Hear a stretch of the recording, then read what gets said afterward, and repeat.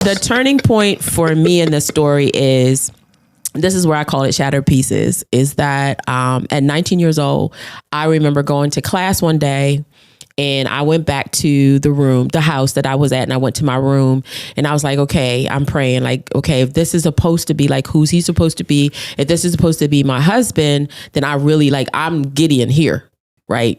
Wet, dry, whatever, snow, whatever. Yeah. So I go to sleep, and when I go to sleep, I fall into this deep dream. And in the dream, I hear the Holy Spirit say, and mind you, now I don't know Holy Spirit like that, but I hear the voice of the Lord say, that's your husband. And so I think that I'm awake, and I look out the I look out the window, which I'm thinking I'm awake. I look out the window. When I look out the window, I see these ladies that are dressed in bridesmaid dresses, and then the date comes across, July 2nd. So I wake up like sweating, everything. Like I'm like, I'm supposed to get married. Every second that escapes without you here with me keeps my heart anticipating till I finally see you. When I made my vows, I told God that I was going to take care of this gift. All my life I've been waiting for you. Girl, you know I've been praying for you. Been writing these love letters to you. So I fight for that future in the present. You know what I'm saying? That was good, Ken. Congratulations to the ones who found love, for the hope and new beginnings from heaven above. I await my future wifey. I pray that it won't be too long, too long. Every second. Welcome to the Dear Future Wifey podcast. I'm your host, Lateris R. Whitfield. Listen, are you still shacking up with us? If you're still shacking up with us, come on, can we get a commitment? Hit that subscription button and subscribe. Make sure you turn on your notification bells so you can be notified about upcoming episodes. Man, thank you. We have reached the milestone of 500,000 subscribers, and I just thank y'all all for rocking with us. Continue to sign up for the mailing list so you'll be notified about upcoming events as we're doing trips and, you know, a lot of exciting news that we're going to be doing in 2024. And if you're listening to us on Apple Podcasts or Spotify, go ahead and do me a favor. Go ahead and leave a review. Leave a review. That's how people get introduced to the podcast, because through the algorithms on Apple Podcasts, they'll start recommending it to other people that have similar platforms. So listen, today I met this amazing couple when I was in Atlanta in December at the Cindy Trim conference, End Your Year Strong. And man, in the concierge lounge, I met this dynamic couple, and we just started talking. It's like we knew each other forever. So without further ado, welcome to the Dear Future Wifey podcast. My homies, Dwayne and Sybil Bull. How y'all doing? We're doing good. Thank you for having us. Good, man. Let me tell y'all something. I don't want y'all to be acting all stuffy. We're gonna trip out, relax, and have fun. Sounds good. Listen, we had an amazing conversation because when I talk to y'all about y'all's marriage, y'all have been very transparent and honest, and y'all have some amazing kids. And that's what really intrigued me, is this legacy that y'all have built. And I don't know, I may play around with that title about maybe this episode is something to do with legacy. I'll lean on Rihanna and ask her what this episode should be called. But do you remember that conversation that we had back in December of 2023? Absolutely, we do. And what do you remember from that conversation? So I remember that for me personally, it was great. It was organic. And I also realized that we don't always tell our story enough. So when you were asking those questions, I was like, he pulling on us. We were trying to let you go, and you were like, but I got another question. So it was really good. It was really fun for us to tell our story. What part of your story resonated with you, like to be able to articulate that? And Dwayne, you can jump in on that. What parts of your story, when I begin to ask and you're recounting these memories, and what did I say that may have prompted that, oh, wow, yeah, we did that. Yeah, that is our journey. Well, the story is ongoing. And let's be clear. That's a fact. It's ongoing, and it was every day, we just went from day to day, week to week, year to year, just nonstop. You figure at 21 and 20, and then 22 having our first child, and then 7 by the time I was 31. It was nonstop. I want you to say that again. You said you had how many by the age of 31? Yeah, well, when we got married 21-20, Josh came at 22. So at a 22. He was 22. I was 22. Right. She was 21. And you figure within 10 years, we had 7 children. So not just having the children, providing for them, nurturing them, back to back to back to back, supporting one another through business, ministry, trying to be there for each other. It was just nonstop. It was just a lot. I mean, I've said it at times, it was just a blur. Yeah. It was just a blur. Yeah. And for sure. But we're both so thankful for the opportunity and the experience to have family and to do it together and to survive what many people didn't survive. Yeah. So we're really grateful for that. Sybil, did you start out wanting to have 7 kids? It's a no for me. So no, never. What did you think when you were a little girl? How many kids, or did you fantasize about? I'm going to playing with Barbie dolls. If you did that thing to say, I want to have X amount of kids, was that a number? I'm gonna say, when I look back at myself, I definitely would not have done that as a little girl because I was too much like a tomboy. Oh, you're a tomboy. Yeah, yes, very Well, much. about Climbing the trees, the fence, let's go. So babies, nah. But one of the things that started changing, like when you become a teenager and you start liking people and your feelings get your feelings, you're like, I think maybe 2, maybe 3, but definitely not 7. And 7 was never our sit down, have this deep conversation, and we're like, oh, let's have 7. It was God's. That was all God. That was God. Explain that. Okay, so because people say God let's did. roll God did, the tape back. Yeah. All right. So in 1986. I was 18 and left to go to Delaware from Canada to go to school, where I saw him. And during that time, I saw you. Oh, he said, where I saw him, he said, hello, we saw I each other. You. So we had this moment. And in 1986, we had this moment that most people will call the sci-fi kind of moment, where you're like, the whole thing slows down, and you're like, and then we looked at each other, and then we passed each other. And that was in 1986. Yeah. I was not staying on campus. He was. So he didn't see me again for a few months. I went to a campus party with my cousin and saw him. And I said, oh, that's the guy. That's the guy. That's the guy. So during that time, we danced or whatever, but we didn't know each other. But we knew something had happened. So let's just fast forward. Hold on, you said y'all knew something had happened. We knew something had happened, but we weren't saved. We couldn't explain it. You'd be like, somebody's going to think, were you smoking weed? Were you drinking? What was happening? But we knew something happened. Dwayne, you was about to say something. My side of that story is I saw her the first time, and then she disappeared. That was the same time, though. We talking about the same time. But this is my side of it. Yeah. But I was looking for her every day, going through classrooms, all the buildings, trying to find where this girl was at. Dwayne, you was peeping in people's classes. Look, I was a stalker for real. I was after it. You understand? I was after it. I was like, there's no way. Because I went back and told my boys that I found her. You found what? I found her. My wife. That's it. That's when you saw her pass by you. First time. You felt like you found your wife. I knew it the first time. Absolutely. And I was looking for her. I was like, where is she at? I can't believe. Yeah, it was crazy. And so when you started dancing with her at the party, did you say, here's my wife, I ain't finna let her go? Or did that passion wane by that point? No. Passion was there. It was just a relief to find her. Okay. I just knew I wasn't gonna let her out of my sight this time. And I didn't. And 36 years later, I still haven't. Now you jumping to 36 years later. Yeah, that's true. So she was 18, you were 19 at that time? Yeah. And so you saw her. So were you marriage minded at that point? You wanted to get married? Absolutely not. So you're not marriage minded. You're in college. You this young cat in college, and you done saw this woman, and then told your boys, I found my wife. At 19 years old or 18 years old, finding the one doesn't necessarily mean I'm going to marry tomorrow. I know it, but you said that out of all the selection at this campus and possibility of meeting other people, that's the one. That's the one. Yeah. I've never had that experience before. Yeah. I've never had that encounter or whatever went off with me. So let's walk this out. So then y'all danced at the party. Then what happened?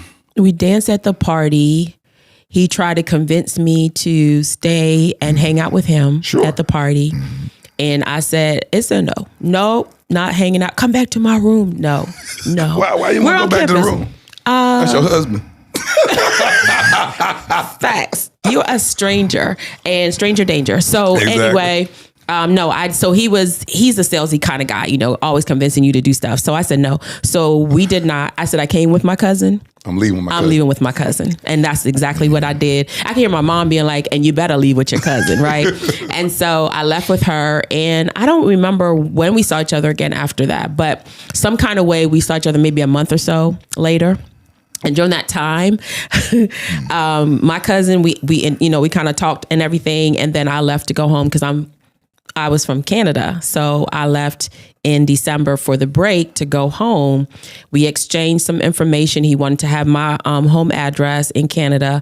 I said, okay, I'll give it to you. I thought he was cute. So why not give it to him? What can he do? I'm in Canada. I'm safe. So I gave him my home address, and then he wrote me a letter. Old school letter. Yes. A letter. He wrote me a letter. What the letter say, Sybil? So the letter said all kind of things that you don't tell a 18-year-old. This was I thought was really funny. What did he say? So the letter went on to say that he knows that I am his wife. He knows that I will be the mother of his children. He just went on. And so in the midst of it, my sister and my mom and my sister and I, who she's younger than me, I was just laughing. I was at the top of the stairs. I'll never forget. I opened the letter. I said, he's crazy. And then I saw, you're going to be my wife. I said, oh, he's crazy. Then I saw, you're going to be the mother of my children. I said, oh, no. So we're laughing. I said, come here. Let me tell you what he said. So that's what the letter said in that December of 1986. And we weren't going out. We barely knew each other. We're strangers. Are you kidding? Now I'm the mother of your children. Not just your wife. I'm the mother of your children. Dwayne, why you do that? I never lied.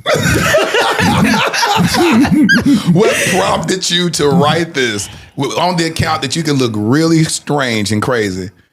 I just knew it. I just knew it. I don't know. I mean, at that time, it wasn't something I was looking for, but it found me. So did you think that that could possibly turn her off? Absolutely not. Why? Because I just thought it was mutual. So let me explain something about this gentleman here. So his personality is, I'm gonna get exactly what I want. And his personality was the kind who, like, when I came back to school, was to tell me, I know you like me like I like you, right? So not waiting for me to tell him how I feel, then went on to say, I know you love me like I love you, right? So he's that kind of person. So when he said, why would there be a problem in my mind? I was scared. I was afraid. So that was my experience. We have our experience. I mean, hindsight 2020. I mean, I can understand if somebody told my daughter that. As a father, I'd be like, okay, all right, we need to talk. Yeah. But, yeah. That wouldn't connect to you. You wouldn't be like, that's a son like me. That's my new son-in-law. He just like me. You would look at it as a red flag, Dwayne? He was very strong. Very strong. Yeah. And then at what point did you acquiesce to the pursuit? So I want to say between 1986 and 1987, it's a good year that he chased me. Yep. A year? Yeah, it was a good year that he chased me. But was you responding? Nope. So you wasn't? Nope. Really? No. You wasn't giving him no interest, not even talking to him? I mean, we might have talked a little bit, but it was nothing. Like, I don't want you to even, like, assume. ... This may be something. No. First and foremost, I'm nervous. I'm like, I just turned 19. I came here to go to college. You talking about wife and all these deep things. And it's like, I said scary. she'll catch up. She'll catch up. And he was serious. He was serious. She'll catch up. He was Dwayne, you serious. said he's gonna catch up. She'll catch up. It's all right. Yeah, and that's how he talked to me. That's how he talked to me. catch up. He's like, you don't. This is one of his words that he said. This is what the sentence was. You love me, but you just don't know it yet. Just wait. You're gonna find out that you love me. This is like an episode of You, Netflix right? You or yes, something. I'm 5'3", he's 6'3". If somebody As looks big at as you he and is. says that, right, you're like, and so yeah. Y'all can imagine, Dwayne is sitting down. You can imagine when he stands up, he towers over Yes. pretty much everybody in the room. Yes. So the Yes. reality is- But even though I was sure I wasn't sexually aggressive against her, right. I honored and respected her as the young lady she was. Yeah. So you wasn't discouraged when she wasn't giving you any type of, the time of day pretty much? No, I had my whole life to wait on her. This wasn't a weekend. Yeah, or that part. This wasn't a drive-by. This was my life. He was real serious. Like I went love home it. Christmas of December, in 1986. When we came back in January, he's like, he found me. We talked and he's like, I just want you to know that I broke up with my girlfriend. I'm like, oh, okay. His girlfriend of 4 years. I was like, oh, okay. Yeah. So Dwayne, so you saying basically while you had a girlfriend, you were saying this your wife? If I knew if I wanted to have an opportunity with her, all ladies are going to ask me that question, do you have a girlfriend? I want to be able to say no. But the 4-year girlfriend that you had, when you met her, were you single? When you met her, were you single? No. My girlfriend was in college up north and I was down here. Mm-hmm. Then telling this other woman that's your wife. That's what shocked me. Because I thought I loved her. And I realized there was a difference. Yeah. The way you crazy. I'm just telling the truth. I thought I loved her. You saw somebody else and said, nope, this is what love's supposed to be. That's what it feels like. Yeah. That's it. And so you broke up with her, and then you just kind of like, okay, I don't know what you did that for. It didn't faze me. Like, what you want me to do? It's not like we had a conversation. He's like, well, I got a girl, let me take care of that. And I'm like, okay, honey, it's none of that. He's just making choices and decisions. He just made decisions while I was away. And then when I came back, he's like, clear, let's go forward. And I said, that's not what I came here for. So I don't know what's going on, but doesn't it feel like this year is going by extremely fast? Okay, is it just me, or does it feel like between social media or life in general, there's a ton of distractions? Have you ever thought about what you would need to do in order to become who you want to be? One word: clarity. I'm Laterra R. Whitfield, and I partner with my friends again at I Can't Wait to Travel for a clarity retreat so that we can get clear. I want you to escape with me to Cancun, Mexico at the Unico 2087 Riviera Maya on September the 26th to the 29th. My homie David Burris, Christian life and relationship coach, and I will be facilitating workshops to help you begin to focus only on those things of importance so that you can thrive in all areas of your life. What are you waiting for? Go to ican'twaittotravel.com, click on the tab that says Group Trips, and join me on the Clarity Retreat. It's time to get clear. Why were you, even after a year, after that season, were you dating somebody during that time? no, I wasn't dating anyone. I had one boyfriend in my whole entire life. And I thought I was going to marry him. You know, that little thing you do when you're a teenager. And I thought I was going to marry him. And then you got your wise mom who says, "This is not your husband." And you said, "But mommy, you don't," all of that. So then when I left to go to college, I said, it's about me. I'm going to focus on school. I'm going to do what I need to do. And that's what that was it. So you weren't interested in dating nobody? No, I was interested in looking at you. I mean, you look nice. Plus, okay, so let me go back. Yeah. I am from Canada. I had never seen so many good looking black men. So I didn't think about slowing down to talk to one man who wanted me to be his wife and the mother of his children. I kind of wanted to enjoy looking at all the other black men. Yeah. Yeah. At 18. But you didn't want to commit to nobody. No. And I did tell him that there was a few that, were talking to me and whatnot, but no, I didn't want to. Why would I commit? I'm so young. I already commit too much when I was younger. So I was like, I just, yeah. And so what happened? What was that defining moment in his pursuit that made you go, you know what? And like Steve Urkel did with Laura in Family Matters, I'm wearing you down. Yeah, I felt like her. Yeah. What moment wore you down, Laura? Okay, so that's a great question. Let me go into what wore me down. Well, not really wore me down, but what happened is this.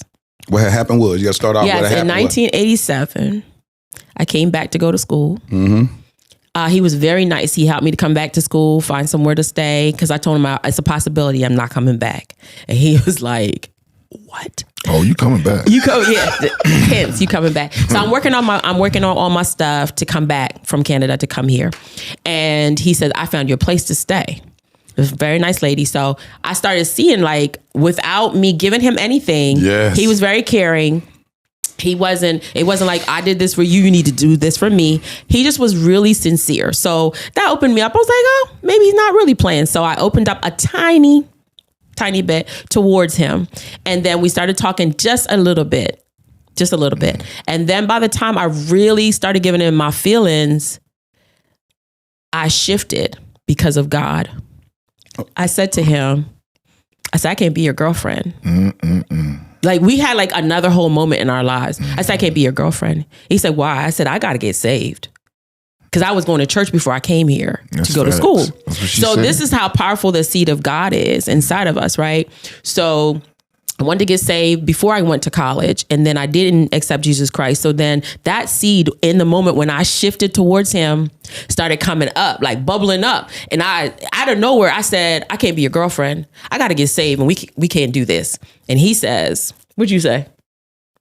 Oh, I got family that's saved, and I got a You want to go to church? You want to go to church? I'll take you to church. I'll take you to church. Mind you, now we've never had any conversation about religion. We've never had any conversation about our faith or our background or anything. We both weren't saved, but that's what happened, and that's what really brought us to this this time. So after that conversation, we went to church, and we both got saved that day. Y'all both got saved. We both got saved. He got saved before me. I got saved first. He went up there before me, crying and snotting. So are you saying that y'all first date was at church or something? Our real was like, he's like, I'll take you to church. Mm-hmm. Like Thursday that was the opening. Like I started opening night. And while I was opening, God was like, the power of that seed came up. I mean, it came up out of nowhere so strong. I literally said, I can't be no girlfriend to you. I got to get saved. He said, I'll take you to church.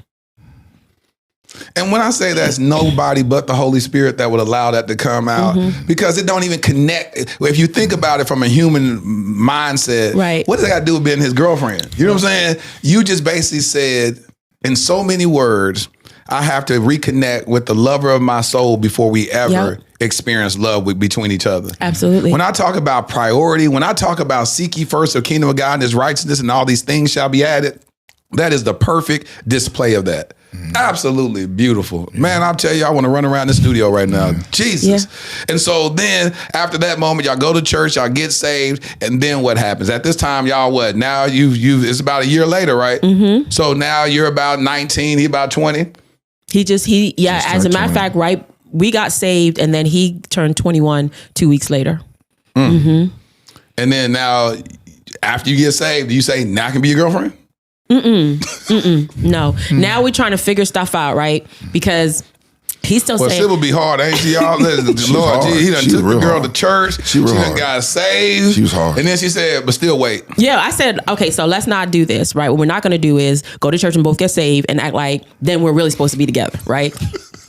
So I said, I don't have to go to church with you. You don't have to go to church with me. I believe, we're supposed to get saved. That's what we're supposed to do. Check the box. We're good. So he was like, no. I don't believe that. I still believe you're supposed to be my wife. So now I'm really nervous because now I'm saved and I'm like, okay, now I like you. Now this might be real. So I'm shook. Like, what am I supposed to do? I just feel like there may be a moment God really tells me this is my spouse. Yes. And I'm 19 and this is not my dream life. Right. And so during that time, we decide we're going to get baptized. So this is all in between. We get saved in October. And so they're not having baptism at the church that we got saved at. So my sister's turning 16 in Canada. I said, well, you want to do a road trip? He said, yes. So we go to Canada, see my sister for her 16th birthday, and we get baptized in Canada. So y'all doing all this together? We're doing all this together. Like we're on this, we're saved. We're going to go forward. Inseparable. But not necessarily as his Together. girlfriend. Right. If that makes sense. Oh, it makes perfectly good sense. Now y'all are building a solid friendship before y'all get into the romance of it all, which is something that I always say that is paramount to any sustaining relationship. Yeah. Is the bedrock needs to be friendship. What's up, Live Fam? Now, y'all know how much I advocate for foster care and adoption, right? Go to angel.com/KR. Again, that's angel.com/KR. And so now y'all get baptized. Now can you be his girlfriend? Now I can't really be your girlfriend. I need to figure out if I'm supposed to be your wife and what this looks like. Because you're not thinking girlfriend no more because ain't what you put on the table. Right. It's straight wife. Right. And he's, he's definitely still saying, I know now that I got the God in me, I know like I'm supposed to marry you. You're supposed to be the mother of my children. But he ain't said a timeline, is it? Why are you so scared? Oh, you don't know. You said you see him, you heard him, right? 6'3", talking to me, real strong. So you saying we're gonna get married next month if I agree That's how to he this? would be. Yeah, If she would have said yes. Yeah, so She would have said yes. the turning point for me in the story is, this is where I call it shattered pieces, is that at 19 years old, I remember going to class one day. And I went back to the house that I was at, and I went to my room and I was like, okay, I'm praying like, okay, if this is supposed to be like, who's he supposed to be? If this is supposed to be my husband, then I really I'm Gideon here, right? Wet, dry, whatever, snow, whatever. Yeah. So I go to sleep, and when I go to sleep, I fall into this deep dream. And in the dream, I hear the Holy Spirit say, and mind you, now I don't know Holy Spirit like that, but I hear the voice of the Lord say, that's your husband. And so I think that I'm awake, and I look out I look out the window, which I'm thinking I'm awake. I look out the window. When I look out the window, I see these ladies that are dressed in bridesmaid dresses. And then the date comes across, July 2nd. So I wake up like sweating, everything. Like I'm like, I'm supposed to get married July 2nd. So I'm thinking July 2nd can be any July 2nd, right? I was about to say, didn't have a year attached to it. No, it didn't. Didn't have a year attached. So I am now doubting Thomas because now I had this dream, but I need another confirmation, right? Have you had dreams before like that? No, never. God never would and I speak don't to you in even dreams remember and- dreaming like that. So I got another confirmation. What was that one? Straight up, just right in my face. God was like, that's your husband.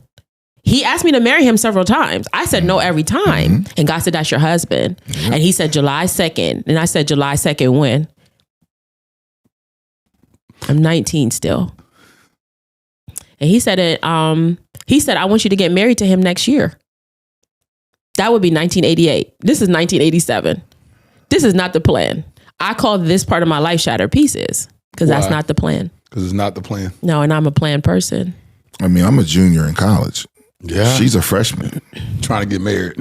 Trying to follow what the voice of the Lord is saying. With no job. Did she tell you that dream during that time? Or did you hold it to yourself? No, I told him the dream. What you think? You said, thank you, God. He probably like, I told you. I told you. Finally, you catching up. Took you long enough. Yes. I knew. Yes. And then, when did you move forward with, okay, God, this is what you're saying, and this is what this looked like? Did we go and tell the pastor? I'm sure we did.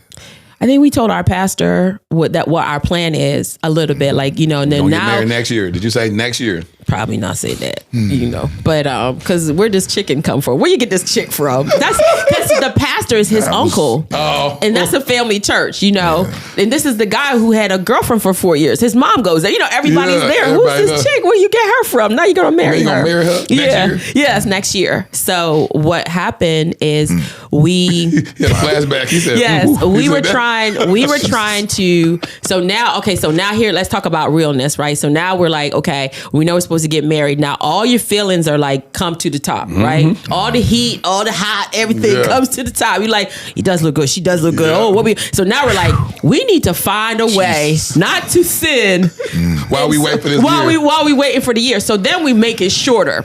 Now we're like, maybe it's not 1988. So now, we're like, okay, the Bible says better to marry than to burn, right? Whatever. That's what the pastor said. That's what the preacher said. So then we're like, okay, we don't have nowhere to live. Let's strategize. Let's do all these things. So he decides, tell him what you decide we're going to do because we're going to have a house. Wait, what you do? And provision. I mean, I'll stay with my grandmom and you'll stay with Miss Peter. And we can get married and live separate. Live separate, go to school. We'll make it work. God will be honored. You can tell how young we are. I mean, God will be honored, you know, and we'll still be able to. That's the first plan he had. That was the first plan. You gonna stay with your grandma? I'm gonna stay with my And grandma. I'm gonna stay with the lady. Who's Peter? She's passed now, but that's who I was staying with at her house. So he said the plan was we gonna get married, but y'all can live separate. Yes, and then we come together as I husband ain't and got no wife, job. and then we go back. Business. Yes, and we go back. I ain't got no job. I'm in school. And I'm looking at him, and I said, "I'm not gonna do that. I'm not gonna do that." I said, "How does that make any sense?" You know how young we are. So, nevertheless, now we're like, okay, we're hot. We're trying to follow the will of the Lord. What should we do? So we have all of these plans ahead of God, right? And one of the plans was, okay, we need somewhere to live. We need a job. Now, watch this. We're not even in school anymore. Now we going full force into the vision of marriage. We gonna get married. So I'm using my money from school. Your student loan money? Yes. Now I'm using student loan money. You gotta tell the whole story, right? Because somebody young could watch this and be like, oh, okay. And so now we're spending our student loan money doing dumb stuff. He decides he's going to get into the military. Oh God! Not even to leave you. Babe, tell him how you went and talked to the gentleman. Yeah, he bought me a steak. He's trying to get me going in the army. And he was like, they give you housing, they give you money. I said, housing? Oh, that's what I need. There it is. There it is. Lord, look at what you just did, Jesus. And I tell you what saved me was going back to my pastor. So this is one thing about doing. He's like, son, that's not for you. Yeah, he shut that down. He said, that's not for you. And Yeah. I obeyed my pastor. Thank God I did. Yeah. Because then they realize when you go in the military, I'm going to be gone for 6 You weeks. go. You know, then they're going to ship me somewhere, somewhere where she can't go. Yep. And that would have been all messed up. So I would have AWOL'd and everything, you know. So another shattered piece. That would have been good. So Another obeying shattered my piece. man of God at that time. Yeah, got you for a steak. Huh? You got, I almost had you come to Yeah, listen, he had sold me on it. I said, oh, okay, I think that could work for us. So we were just trying to find a way. But let me tell you how God saved us. The lady I was staying with, my mom was trying to reach me some kind of way. Back then, there's no cell phones. This is 1987. The lady I was staying with, some kind of way, my mom reached her and they talked and she told on me. She said, oh, your daughter's not even going to class. She said all this stuff. I'm sure she said a lot. I wasn't there when she told it. All I know was when I got back to the house after my pretend going to class, she said, your mom wants you to call her. So my mom calls me. This is back in the day when, your parents, no matter how old you are. You scared. Listen, your parents have authority they over put the you. Fear of God. Yes, yes. So my mom says, so I heard you just blah, blah, blah. I got a ticket for you. You coming home. There was no conversation. There is a ticket purchase and you're coming back home to Canada. Yep. So I tell Dwayne, my mom said I got that's exactly how I said it. My mom said I gotta go home. I gotta go. She got the ticket. I'm leaving. I don't remember how many days. Probably maybe, a week. I'm leaving. So he's like, you're leaving? I said, I don't know if I'm coming back. Because my mom got a ticket and she's mad. It was tragic. It was tragic. It was. So I left Delaware State College back then. Now it's university. And I went to Canada. Where my black hot mama was. How'd you feel when she left? Did you cry? I went into I'm gonna get my woman back mode. Yes, he cried. He didn't want to tell you that. Didn't tell that part. All that, but So I didn't know this part of the story, but his mom is the one that told me some years ago. She said, "Oh, girl, when you laughed, that boy had lost his mind. He was crying. He said, 'Mom, she gone.'" You don't remember that? I don't remember that. I don't remember that. His mom didn't forget. He was wailing. She said, "Sid, he was crying." I don't remember that. I did not remember that. He was crying. And I said, "I don't think I'm coming back." So in between that time, we were having a lot of family. You know, I'm 19, he's 21, and he's about to finish school. And they were like, "You should finish school. He should finish school." Makes sense. Yeah. But we also know that God told us we're supposed to get married in 1988. So here we are. It's 1988. It's 1988, people. Beginning of the year. I'm a people pleaser. They told me the story real good. They were like, "You should let Dwayne finish school." I said, "That sounds good." I called Dwayne and I said, "Babe, I believe that God wants you to finish school, and we can get married. We can get married when you finish school. Your mom's right. My mom's right." I'm a people pleaser back then, so it made sense. Ain't having it. Why you say ain't happening, Dwayne? It ain't having it. So did you finish school? No. Later, after I got married. You said, "I'm going to marry you." Yeah. I did. And what did you do? What you put? What plans you put in motion? I told her, "I'm gonna come get you." No, you skipping the story. What he did was he didn't go to school and he went and got a job. Yeah, I got a job. And then what? To go save up your money? Got an apartment. Set up shop. And then you went to go get her. Yeah. No, he couldn't go. We skipping some stuff. Go ahead. Let's get there. You tell it. That's his part. But in between that, God solidified that we were supposed to get married. How? So it's a few things on my side in Canada that happened that I could not deny. One of the things is the turbulence in the family on my side for me that happened confirmed that this was like a God moment, because I'm a real, like, my mom, my family, like, I'm a people pleaser, whatever is going to make y'all happy, I'm going to do this. But once God started troubling my life, he was like, "I told you. And you're supposed to get married to him in July 2nd, 1988. And then I started having all these instructions. One, we did our first 3-day fast. So we went Y'all did the fast absolute. together? Yeah, so he did a fast. I did a fast where he wasn't. And so we went absolute. I thought I was going to die. I was going to die. I didn't even know what fast it was, but I heard God say fast. I thought I was going to die. So they sent me home from work because I was in the bathroom throwing up. And so I went home. I went home, and when I went home, those 3 days, God made it really clear. That's your husband. Between the dreams, between the word, he made it very clear that's your husband. And this is the year of 1988. You're supposed to get married to him. So in between that, I had several encounters, but the one that changed my life forever was the one on the bus on my way to my job at the bank, early morning. As I'm sitting on the bus by myself, the Holy Spirit overtakes me and gives me my instructions for the first, the first wave of our lives together. So he says to me, he said, "Listen, I want you to know that I want you to get married to Dwayne. I want you to get married July 2nd.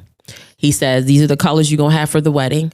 I want you to go to Delaware. I know most of the time brides do the thing where they're at. He said, I want you to go to Delaware. So I want you to leave your family. He said, I want you to have some children. I don't want you to take birth control. I don't want you to do anything. I don't want you to stop what's going to happen. I want you to do this thing." I said, "Oh, okay." I'm weeping. The bus driver's right there. I'm weeping. I said, "Anybody else hear this? Anybody else hear the voice?" You're like, "That girl crazy." Yeah, and I'm just weeping. Cuckoo. Now, October, I'm saved. This is happening around April. So I don't know. I can't get into the deepness because I'm not deep. No. So he tells me all these things and I'm clear. Mind you now, he's in Delaware. We're having all these great communication spaces, and we're talking. He says, "God told me that he told you some stuff." And I said, "He did." So how would he know that, right? How would he know? That's what happens when y'all fasting together. So so he said that God had told me we're going to have a son, then we're going to have a daughter, gave me the names. And he said, "I don't want you to stop anyone from coming. I have a mission for this, get married for ministry, blah, blah, blah." He says, "God told me that we're going to have a son first, and he gave you the name." So I'm weeping because I'm like, "What? That's what he told you?" He said, "Yeah, he told me it's a son and that you know the name." So all of these things are happening in the separation. So I know it's God. and he knows it's God. So that's all of the turning points of our lives before we get married. It's amazing. It still is amazing. What day did y'all get married? July 2nd, July 2nd. 1988. I literally kept going back and forth. Now, I've had all these moments. I still went back and forth. You did? Even after this moment? After this moment. Yes, I still went back and forth. I went back and forth. For all the people who are like, God, she was doubting. Yes, I was afraid. I was anything, all the emotions that was there. I had just turned 20 and I was trying to figure out life. And you're telling me I'm going to have kids. I'm going to get married. I need to leave my mama, my daddy, my cousins, everybody, and go somewhere and live with a man. Did I kind of know, but don't know? I was like, I need you to tell me one more time. I didn't know who I was. And in that moment, frontal lobes ain't even been developed yet. Yes. And God sent a woman into my life who was saved, had been saved. She was an older lady who played the role of what you would call like a mentor or a senior woman. And she had walked me through some stuff. And the last breaking was I fell into a deep dream. And the Holy Spirit said, you don't have a choice. You have to get married this year, July 2nd, 1988. And he called me and I said, I'm crying. And I said, we got to get married. He said, no, I'm coming to get you. We planned a marriage. We planned a wedding in 3 weeks. Mind you, he's here and I'm in Canada. I'm working. He plans. I tell him everything to do. He does it. And I said, I'm going to have some money. He's like, I got everything. He had the apartment. He had a job. We planned the wedding. What was your mama saying? What was your parents saying while you doing all this? You just said, ain't none of their business. They was tripping. They was tripping like they supposed to. Yeah. Because who's this girl? He tripping like they supposed to. Yeah. What was the pastor saying? He was more supportive because I was trying to do it. And I was trying to do right. My heart was to do right. Mm-hmm. And I tell people all the time, I said, if you're not going to leave her alone, go on and marry her. I wasn't going to leave her alone.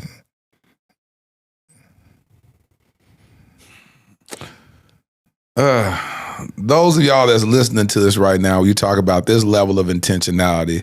I want y'all to comment, would this scare you or would that's the type of energy you want? Because I've been in that situation. I've been in that situation where I was dating. There's an episode called Healing from Heartbreak. Y'all make sure y'all watch that episode. Mm-hmm. But I've been in that experience where it caused the woman to be triggered and it made her say, I need to go get therapy, because she said, gosh, you're so great. You're doing this for me, but I just don't. She's had this trauma that she had to go. So when I'm listening to this, I was leading with that type of energy, believing I heard from God. Rihanna was a part of it. She knew all that stuff. She just saw everything is beautiful. Rihanna told me, don't ever say nobody else is your wife. She said she's not ever going to believe somebody is my spouse until we're married 5 years. And then she may still question it. Wow. Because she's a part of this process. She said, I'll see this stuff. And I'm like, oh my God, this is amazing. This is going to work. This is so great.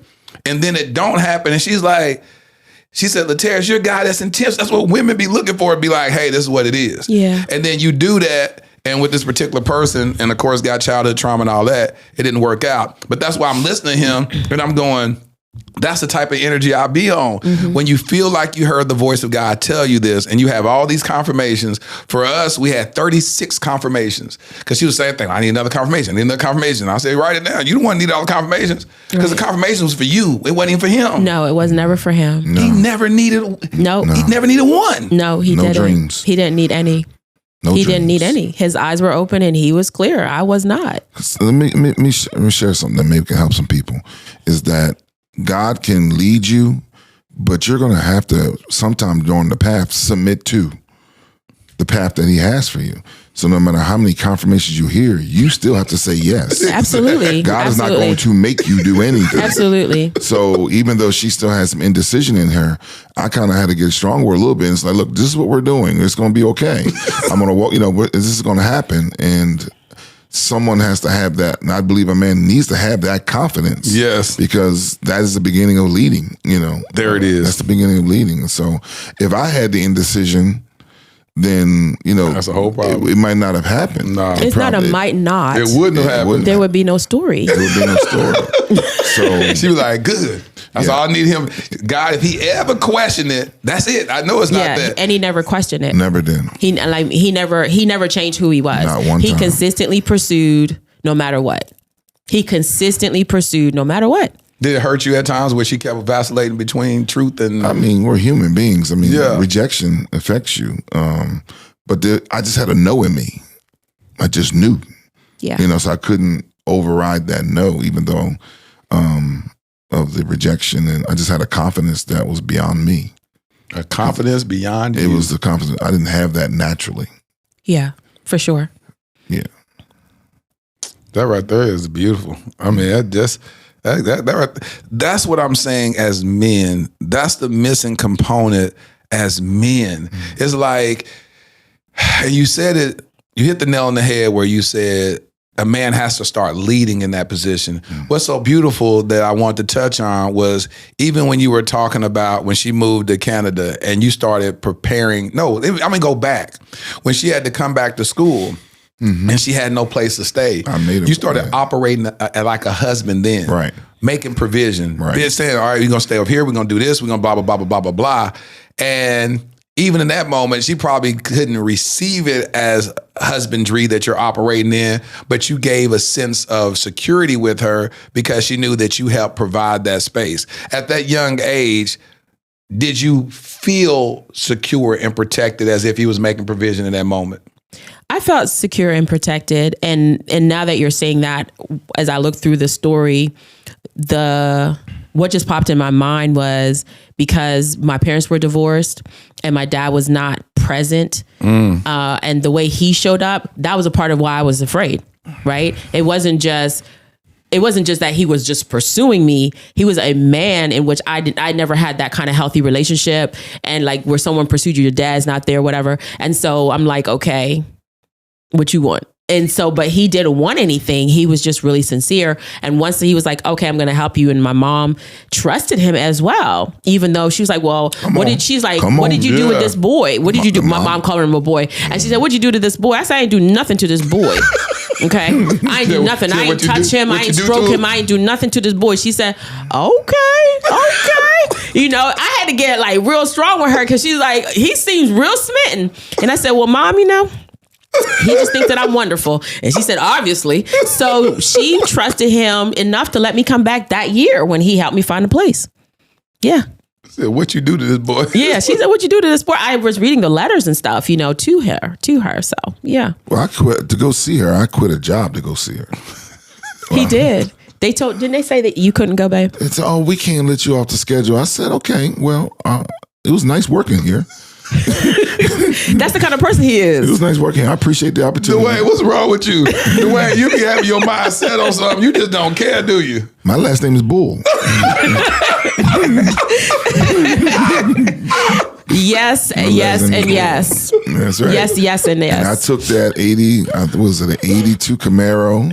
I went and got a oil change, changed the filters, checked the stuff. Yes. The man said, you need this, and this. Then I said, will it get me where I'm going and back? He said, it probably will. Yes. And I rode to Canada 9 hours by myself. Yes. And I didn't tell my mama. Yes. And I called her mom. He didn't tell anyone. How about that story? Part of the story. No one knew he was coming. Nobody. Dwayne, why you just running? You just go do it. Because I knew she wanted to see me. So you can't just stop and say, Mom, I'm finna go to Canada? No, how about you just tell me you're coming to see me? Oh, he didn't tell you? No, he literally stopped. That's what, again, we had no, this is when we had no cell phones. So what he does is he stops at the phone booth that's like 5 minutes from my house and he's like, hey, what you doing? And I was like, well, I can't remember what I said. And he's like, guess where I'm at? And I said, well, where are you? And he's like, across the street. And so I was like, you're playing. Does your mom know you're here? No, my mom don't know. So I told my mom, like, you won't believe what he did. Yeah. It's a 9 hour. What part of Canada? What part of Canada did you live in? I'm in Brampton. Toronto, right outside. Right outside. So Brampton. Yeah, Toronto. right outside there. And you drove 9 hours. Yeah. That's probably the furthest you ever driven at that point. That is correct. Was it 9 though? I felt like you did it shorter, fine. but I was flying. Because he was fine. Yeah. And he did show up then. And then Yeah. So, but what he was always good No, in. but mom let me stay.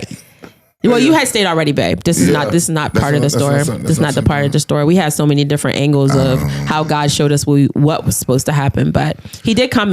I think it was that time he also came and he did ask my dad for my hand. He was very respectful about everything. He did ask my dad for my hand, and he spoke to my family. My mom was not in agreement, as you know, parents are, and I understand it. And what your dad say, Dwayne? What did her dad say? Yeah. He said, take care of her. If you'll take care of her, I'll give you my blessing. And I promised I would take care of her. Yeah, absolutely. And I kept my word. Yep. And your mama just like, when did your mama come aboard? Still working on it. She was my mom had a challenging time, because if you look at, because we have 7 children, I'm able to understand her part. So you say, okay, baby, go to school at 18. Then in between that time, you change your major, you get saved, you doing all these different things within a year. And now you're saying God's telling you this is your husband. What? You is loco, right? And so that's my mom. She just, it was just a lot. It was a lot for his side. It was a lot for my side. I look back and I said, now if my 18, 19-year-old, when my children were that age, I definitely been like, first and foremost, you can't even clean your room. What you talking about? God told you to marry somebody? You have to marry somebody. Like, I left home to go be a student. And I'm telling you, I'm going to be a wife. Yes. You went from getting a degree to a marriage license. Yeah, exactly. That's a lot. Then I wasn't getting married. And this is the part that I felt really sad for my mom, and I understood that. And I couldn't change it. I wasn't going to be getting married in Canada. I was going to get married in Delaware. All of the things that don't make sense. It doesn't make sense. So it's just a lot that you have to give up and you have to do. So when you look back at that, is there any part of this story that you would have done differently? I have definitely one thing that I told my mom that I would have done different. I would have communicated a lot more effective. And when I look back, I said, one of the things that I did see when you're young, real young at that age, is that you're just so excited. Yeah. So when you're so excited, once I'm like, okay, I accept that this is what God wants me to do. You're so excited, you don't remember all the other people that you have to talk to and communicate with, even if they don't understand. And so for me, I would have definitely went back and just slowed down long enough to say, I'm scared too, Mom. This was happening, but this is what I really believe, and just articulate it a lot more. And that's what I would have done differently. Well, I'll jump in and say it was definitely tunnel vision. I mean, we didn't see anything but us. Yeah. And I look at it now and I'm like, it's a lot of people that invested in us. Yeah. A lot of family invested in us, loved us, raised us, and they deserved more respect. Yeah. And honor, in the process. Even as being parents now, and I see that, and I didn't see that then, at that age. But I definitely wish I would have been more honorable. And I felt like we were honored. I was honorable. We shared with them. I'm just saying, maybe even if they didn't accept it, at least we would, like you said, communicate. Yeah, I communicated, but this is why I was back and forth. It was all that communication that caused it to be back and forth from my side. I wasn't talking to nobody. Well, he was talking to nobody, so that's what I'm saying. We have different things. So for me, I was talking. I was home with my family, so we are talking, and then we're talking to his mom, and everyone's making me believe that. So this is what made it so hard for me. I felt like the bad person, because he's almost finished school. And if you're a really good woman, you would wait for him to finish school. So as you talk to parents, that makes sense. So now I'm in the middle of, what do I do with the parent thing and what do I do with the God thing? And I'm new here. We're not even saved 7 months. And all of this is happening. Somebody please get me a mentor, a tutor, somebody. So that's also why it was so many different things. So yes, I would have talked a little bit more, but it would not have changed that someone was going to be upset. Someone was going to be hurt. And I was going to still look like the woman who came into his life and took his focus away from, he was only 1 year away. Why she couldn't be, she was selfish. So that was also a lot that I had to work through. Let me ask you this. Why do you think God required y'all to get married that soon? Why was that date so poignant. Why couldn't it been wait another year for him to get to college? Why did he need y'all to get married when y'all got married? You want to start? It was absolutely, God had us on a schedule. Mm-hmm. I mean, literally on a schedule. We got married when we loved each other and we had the infatuation. But now that we look back, it was definitely for ministry and for legacy. It was a lot of God factors that had nothing to do with Sybil and Dwayne. No, it was just God needed us to fulfill a purpose. Yeah. I mean, you figure for sure. We got married and 3 weeks later, we're pregnant. And No. You real fast. Is it 3 months or 3 weeks? 3 months. 3 months. 3 months. 3 months. Stay with me. She better with the details. So basically, one of the main I was things. just there. One of the main things that 3 weeks I started ministry. It was 3 weeks I started. I had my initial message. Yes. 3 weeks after we got married. God kept telling Wow. us that we had a ministry together. Again, we're not even saved long enough for us to understand the word ministry. Right. I'm serious. I'm Right. so serious when I look Right. back. I was like, we was doing the most. Calling. Like, somebody please sit these two down. Calling. I thought somebody was calling. Calling. What is the calling? So Calling. he kept saying to us, you two are to come together for ministry. Yeah. You're getting married for ministry. So when we got saved and all of the things that when people say, I didn't hear the voice of God, I don't know what to do. We don't have that. We literally knew what to do. We were going to get married and the Holy Spirit said, and you're going to start ministry and you're going to have these kids and you're going to do A, B, and C. And that's what we did. Yeah. That's what we did. Exactly. We're not the couple who sat down and said, where you want to live? How many kids do you want? What does your perfect? We didn't have that. That's what God said. That's what God told us. We're going to speak in tongues. We're going to pray. We're going to fast. That's how we were. It was real different.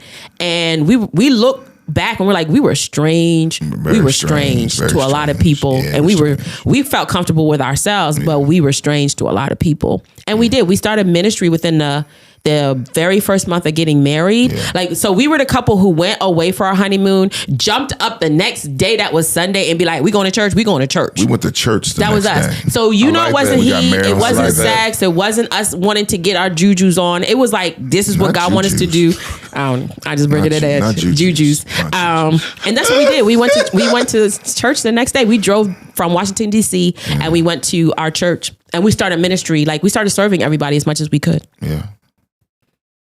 Right away. Like, you couldn't hold us back from serving. Like, we were doing whatever God told us to do. We were there every service. We were that couple who would get on your nerve. If you had been saved for a long time, we were that couple who would get on your nerve. Because y'all came in real deep. We're still not saved a whole year yet. Yeah.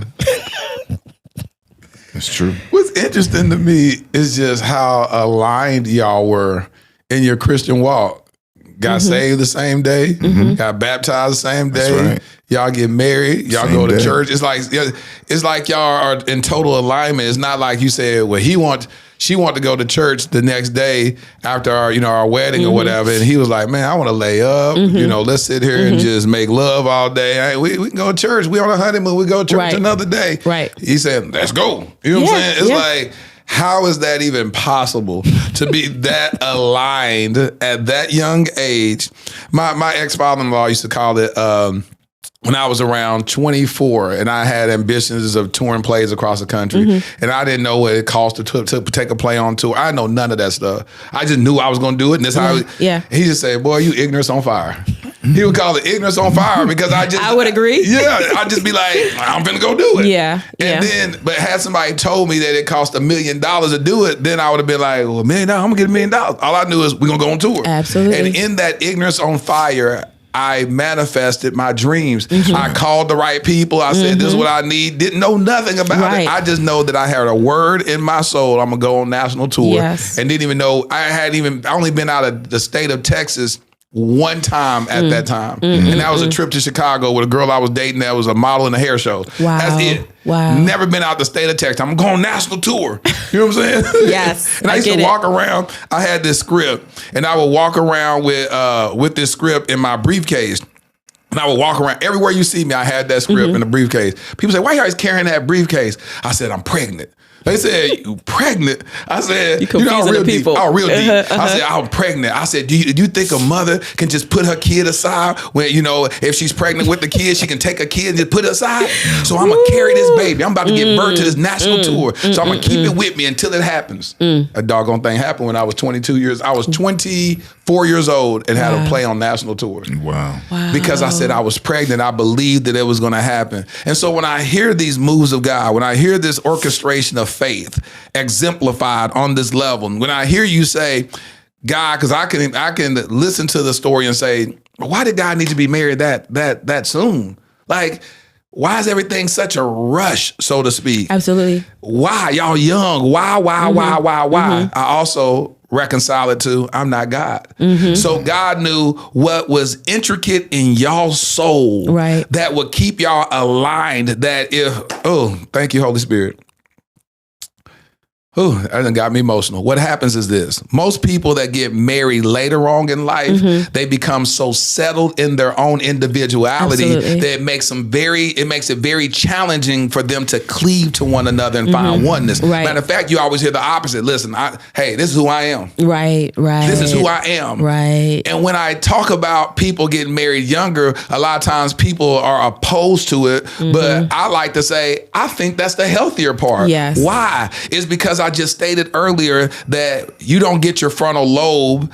Women get it earlier. They say around 24, but then, guys may get it between 25 and 30, and your frontal lobe is the part of your brain that is where reasoning and logic occurs. Absolutely. So y'all don't even have your frontal lobe developed. No. And y'all making life decisions. Yeah, and we made them.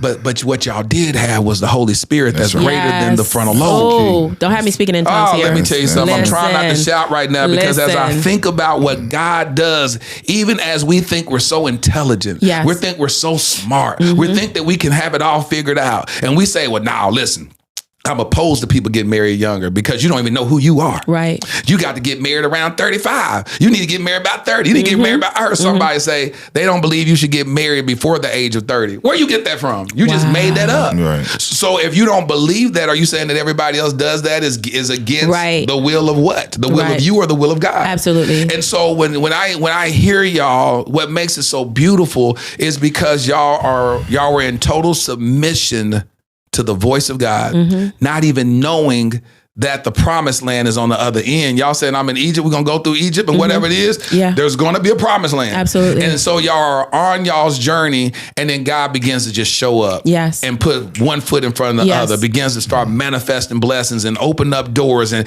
had y'all, from the day y'all said, I do, immediately thrust it into ministry. Yeah. And didn't even know what the word meant. Instantly. Just thrust into ministry. We were very clear on what he wanted us to do and how it looked. And we didn't, so we had a lot of zeal, which also works, right? With God, it works with God. And so we had a lot of zeal and we had faith and we just went for it. Like, we went for it. Like, I'm interceding, we're praying people through, laying hands. What is all of this? Just what he said to do. We're just doing it. But in the meantime, we're also having these kids, right? So I'm not on birth control. We're just having these kids and I'm just like, okay, but this is what we're doing. We're doubling it up. So it felt like it was acceleration. Yeah. So much more of things. But when I look back, I understand it. Those 7 children. In 10 years. Yeah, for me, it was 9 and a half. Right. I told the Lord I didn't want any more children after 30. Oh, we had a long talk. I said, now, if you want me to have these children, this is what I want. I would like for you to between 20 and 30. I want all of the kids to come, whether triplets, double them up, whatever you want, God. Okay, this is what we're gonna do. And so we had a conversation, and he said, "Yeah, we'll do that. We'll do that." So I had the last baby at 29. I turned 30. 6 weeks later, 3 weeks later, I turned 30. 3 weeks later, I had the last baby at 29. So why was it important for you to get it all out now, to have all these kids and so many quote unquote kids? Because you don't come from a big family, do you? No, I don't come from a big family. It was my sister and myself and my mom. And what about you, Dwayne? My brother. Right. So that's what I'm saying. It was never like we sat down and just like, this is our dream thing. But after you had 3, did you say, all right, that's enough? When I had 3, I said, and I hope this is enough. Let me jump. I just want to jump in something you said about why would we be doing this like a rush or whatever. And the Holy Spirit was just saying, there's two systems. There's two calendars. There's a calendar that man makes for you. Right. And there's a calendar that God has for you. And that calendar God makes is Kairos moment. And exactly. And it's just, we were on time based on his calendar. Yes. It may have interrupted someone else's calendar for our lives. Yeah. And, and we knew we were on time. Because most other people's calendars benefits them. Right. His calendar benefits him. Absolutely. So we made the decisions that benefited God. We disappointed man, but we blessed God with our decisions. And there's no regret for me.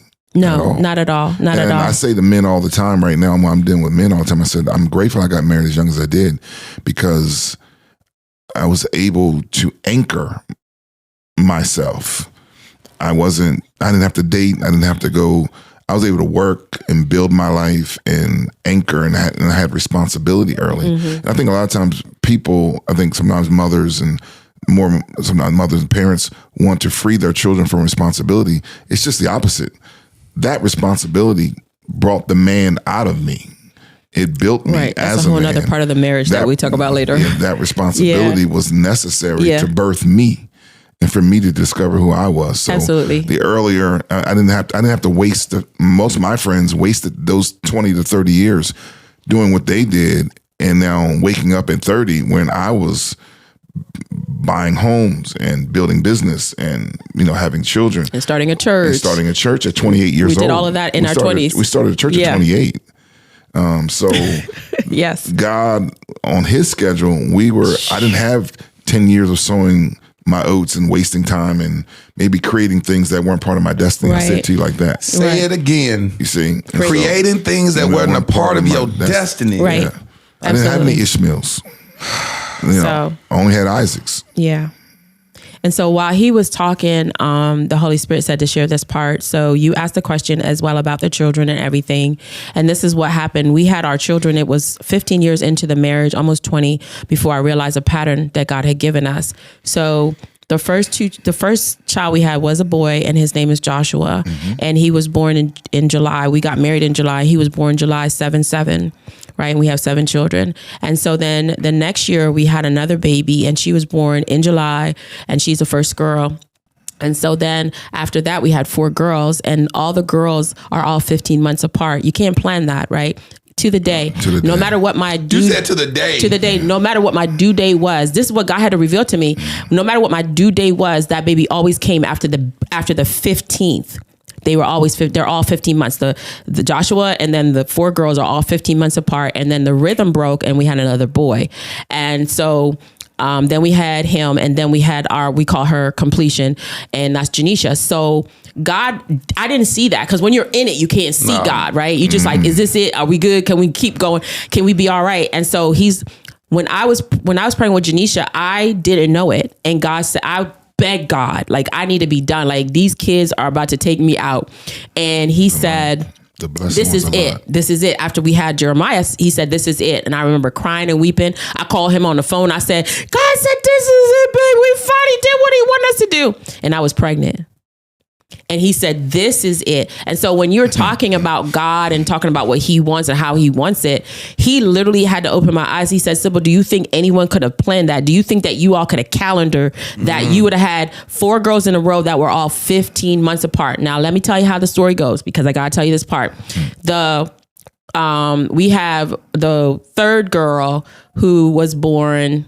No, wait a minute. We had the 4th child born on the 4th day of her month. We had the 5th child born on the 5th day of her month. Okay.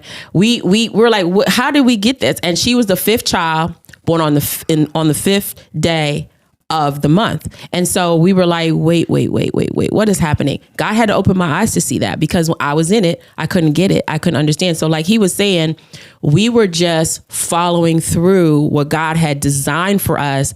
And he chose us to be together to do this place of dominion for him. And then he said, listen, I need you to have these children, and our children they're having dominion. They're doing what God is calling them to do. And we can see how important it is in God's plan, in God's purpose, where we couldn't see it because we were just full of zeal.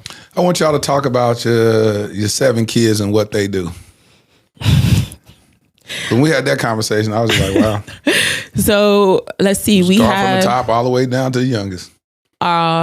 Joshua is an entrepreneur. So he's the oldest. He's our oldest. He'll be 35 this year. Yeah. I know we look good, right? Yeah. 56. And so he's the oldest. He's an entrepreneur. Joshua does branding and all the good things. And then Jessica is our oldest daughter, and she's a lawyer. So we pull on her a lot. And then we have Rachel. She is education, academics. She's in ministry with us. Then we have Renee. Renee is here.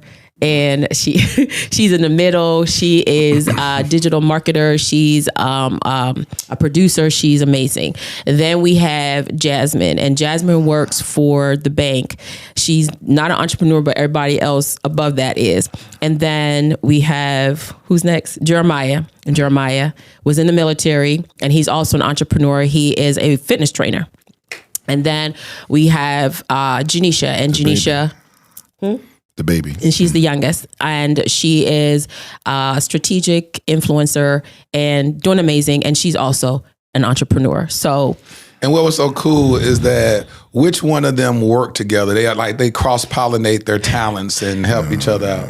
It's actually becoming more and more right now. So Renee just produced Janisha's Academy and some other things. Like, it was like we sat back like, oh my God, and that's grace of God and how amazing that is. Jessica helps us to keep all our legal business together and trademarks and, our IPs and all of those kind of things. Joshua actually started us off in our branding.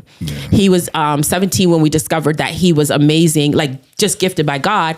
And we were like, let us find out. So he created things. So all of these elements that we would not have seen, and we can't even take all credit, right? We just know that God said, have these children, train them a certain way, and that the kingdom is what I wanted for them, right? Because God is like, the world, they train their own. We got to train ours. Yes. So that's how it goes. Oh, Lord, I'm so full. They're beautiful.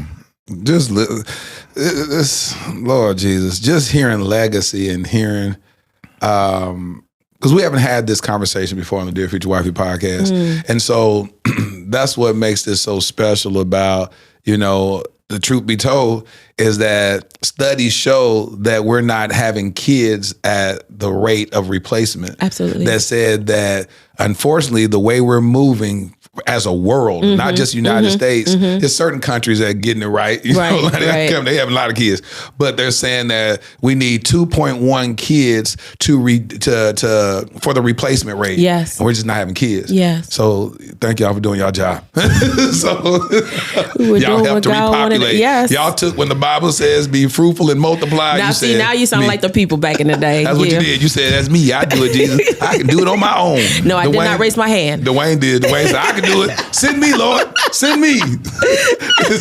Somebody got to do it. Somebody got to do it. I guess I'll take that. Yeah. And so the reality is, that's what's not discussed a lot. You have a lot of people. I've talked to people and I've asked them about having kids, and they want to have kids. They're like, the world is too bad. I don't want to bring my kids into this world, so I'm not going to have kids. And I'm like, the world has always been bad. Absolutely. Absolutely. So at the end of the day, you think that not having, I would never bring a kid into what this world is. I was like, you've missed the whole thing. You missed the whole point. You have. Yeah, you have. Tell them why. Tell them why. So this is the thing that, because I didn't grow up in church, right? I didn't understand it. But when we had Joshua, there was this illumination that began to happen in my life where Holy Spirit was like, I'm going to show you how to train these children. And what you're going to do is you're going to train them for the kingdom. So I literally have a book that I want to write. It's called Kingdom Parenting, which is different, right? And so if the kingdom of God doesn't have disciples, right? This is our tribe. We call them a tribe of Bull. That's who they are. Yeah. And we have to disciple these children. So when you're discipling your children, you are equipping them and preparing them for the kingdom of light, for the kingdom of God, to do what they're supposed to do. And if you don't have any children, if you can, right? I know it's a sensitive subject, but if you cannot have any, that's different. But if you can have them and you choose not to, you've missed the bigger purpose of God and why he would want you to, even if it's just one. You don't have to have 7. Don't get it twisted. You can have one, and that one actually really impacts the kingdom because it's an arrow that you shoot into the earth to do what God has called. And that one can change a nation, right? There's an Esther, there is a Daniel, there's somebody that you birth in the earth. And that's what's so important. And a lot of times we miss that because we want the comfortability. We want it to be about us. And so for all those years, God was like, you're going to have to sacrifice, but what you are sacrificing is going to yield so much more than you would even understand. I'll say this, that of course, working our whole marriage and everything, building houses. My greatest that I'm most proud of is not the house or the car; it's the lives that my life was able to impact. The constant, when you think we had to feed 9 people 3 times a day. That's a lot for 20-something years, and for God, and I saw God so mightily make me the resource, empower me to be able to go to work every day. Absolutely. And you did a great job. And do what we had to do. And she was, oh my God, I'd rather go to work than do what she did. Okay. Because a couple times she was sick. I was like, I'm like, Lord, heal her, because I need to go back to work, because this right here, this is crazy.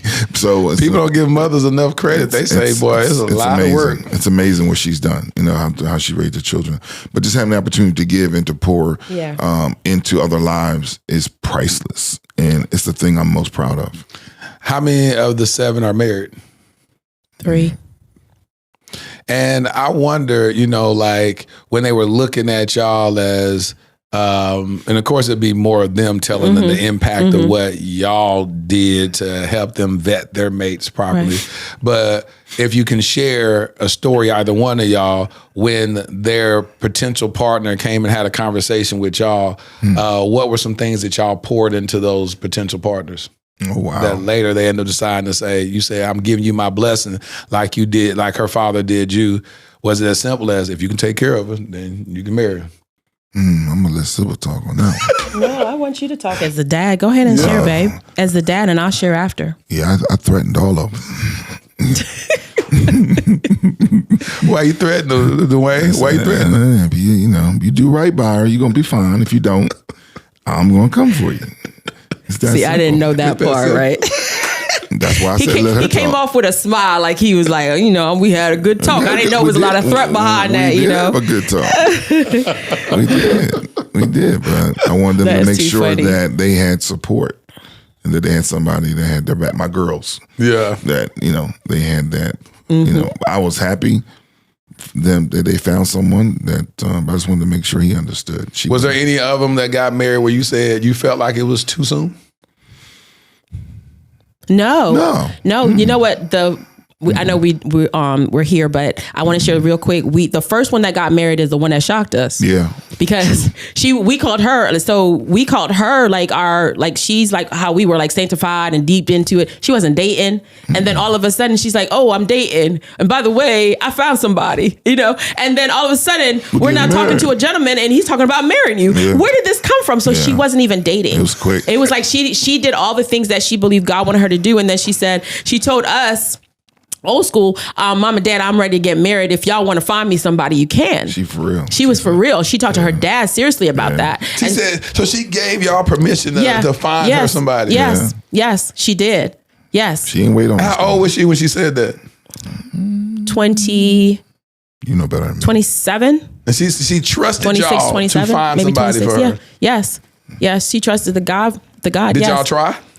I said I would definitely pray, but I mean, she threw us off because we didn't even know. But it was just beautiful. And he came and spoke to us individually. And he was a very nice gentleman. And one of the things he wanted to do was understand her. And I wanted him to understand where she came from, the tribe, the legacy, what God had told us to do, and what he was getting into, right? Yeah. Because you're getting engrafted into a family that God put together. This is the thing that we didn't choose. And so we want you to understand what God's expecting from you as well. Very nice gentleman, our first daughter that got married. And so it was a lot of different components, but it was like, I wanted you to know that God is, and he better be for you too, bro, everything. So it was really a good experience. It made us see how beautiful it could be when you raise your children and then now it's their time to go and get married, and how beautiful it could be. And I took everything that I had learned on our end of our acceleration, that I didn't want to be any of those things. Even if we didn't agree with something, never wanted to be like that. And never always wanted to support you, even if I don't agree with you. How do you do that? It's some people that may be listening to you and say, how in the world can you support what you don't agree with? So I don't take it personally, right? So number one, my children are also grown. They're also adults. They have their own mind. I believe that one of the most important thing for me when my children were getting older was I always wanted to be a voice of guidance. And you cannot be a voice of guidance if you're shutting them down, if you're criticizing every decision, if you forget about how many times you fell, and then now they've fallen and now you're holding it. So for me, I always wanted to be a voice of guidance. And to be a voice of guidance means that sometimes you just have to sit there, suck it up, and listen. You don't have to agree. You got to remember. And sometimes you pray. Love covers. Real love covers. Yeah. Love covers. So even if they are foolish or or whatever it may be, love covers. And, when they look back, when they really need you and they're really going through something, then they're going to feel that opportunity to come back to you because they're not going to have a memory of rejection. Hopefully they'll have a memory of love. And it's called acceptance. Right? You have to be able to accept me. I don't have to agree with you, but if I accept you, I keep loving you and being with you. See, my love for you is not based on your decisions. My love is based on who you are. Exactly. And they're two different things. As we begin to wrap up, I want y'all to talk about trouble. Have y'all ever gotten to the point in y'all's marriage? Y'all been married how many years? It'll be 36 in July. 36 years. On the second. Congratulations. July 2nd. On July the 2nd. It's your second? July 2nd. Okay, July 2nd. In 1988. So in these 36 years, had y'all ever gotten to a point to where y'all want to call it quits? You go first. It's been some challenging moments. And yes is the answer over and over. Absolutely. And how did y'all thwart off that temptation to end it and stay in the race? You make a decision. You make a decision to stay one more day. Sometimes you just got to get through that day. Absolutely. How when you asked him to speak first, was he the person that was initiating the desire for a divorce? No. So we had a lot of different seasons. Right. Of I'm over it, you're over it, I'm over it, we're over it. Right. We had different seasons. So one of the first seasons that we had, I still remember, it was probably we were early 30s. And so I remember that we had to make a recommitment to each other from the vows that we made, and we didn't know what to do and how that looked, but we made a recommitment first to God and then to each other. So as I close over with the blanket and I look at it, there is a theme for myself that I always want to honor God. Right. And so in that space, like he was saying, it's one day at a time, there are this last decade for us, this last 10 years has been overwhelming. I'm out. I don't want to be with you, that kind of thing. But one of the things that I remember when I stood in my pain and I was talking to God, I said, I don't know what to do. I don't know how to do this. But then I heard my own non-negotiables come up, and I said, whatever it looks like, God, I will honor you in this marriage and in this moment. And I will be honorable as a woman. I will be honorable as a wife. I will be honorable as a daughter. Whatever that looks like, help me to do that. And we were going to weather this out. But my key thing was to honor God with my life. And whatever that looked like, I didn't know. But that's what I've been over and over. Okay, is this honorable? You make a vow. And one of the things that God's really been teaching me in this last 10 years was when you hear about Christ in the church, right? And you hear marriage is like Christ in the church. You don't get to quit because it doesn't look like you want it to look. You don't get to quit because the other person is hurting you. We have done a lot of things to Christ as the church, right? And God is he was reminding me, he was you don't get to separate, because if I've joined you together, guess what? You don't get to make that final decision. And Dwayne and I didn't choose each other, right? Yes. And so I remember it's not that long ago, I had to say yes to that whole situation that God had brought me into. Yeah. When he asked me, when he said, I need you to marry him July 2nd, 1988, he's like, I'm coming back again. I want you to stay in this marriage. I want you to keep going. And I had to keep saying yes until everything in me was honoring God. And how long has it been since y'all had those thoughts of separation? Do couples get to a place, or did y'all get to a place where you say, listen, we're totally submitted to God. We here. We ain't going nowhere. Or do you still be like, well, just last year, we literally looked up divorce attorneys? I've never looked up a divorce attorney. But it wasn't that long ago. Not long ago. We had a challenge. Very, it comes down to making a decision. But what makes somebody use 30 plus years, and you can look at all that y'all have, the legacy y'all created, and whatever y'all's dealing with, and we ain't gonna get in the weeds of that, but to say, I don't know, I think it's better, we're better separated than we are together. Love hurts. Love hurts. It hurts. Because when you love someone, you are your most vulnerable. Other people can hurt you like someone who loves you. Yeah. Or that you love deeply, because you just don't give them that access. So, you go over 30 plus years of raising children, working, battling, going through, you as an individual changes. Yeah.